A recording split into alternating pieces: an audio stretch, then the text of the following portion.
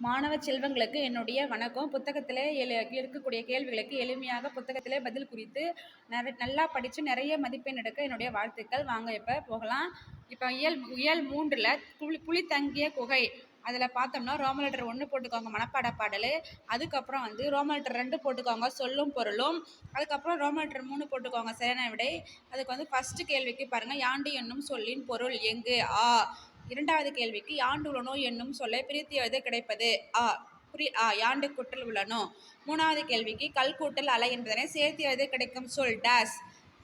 விடை குறில் கல்லலை. குருவினா 4 போட்டுக்கோங்க ரோமன் லெட்டர். தம் வயிற்றுக்கு தாய் எதனை ஓமையாக கூறுகிறார்? அதற்கு புலி தங்கி சென்ற குகையை ஓமையாக கூறுகிறார் சொல்லிட்டு எழுதிக்கோங்க.